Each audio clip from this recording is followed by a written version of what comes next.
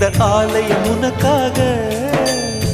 வானில் ஒரு புயல் மழை வந்தால் அழகே என்னை எங்கனம் காப்பாய். கண்ணே உன்னை என் கண்ணில் வைத்து இமைகள் எனும் கதவுகள் அடைப்பேன். சத்தியமாகுமா?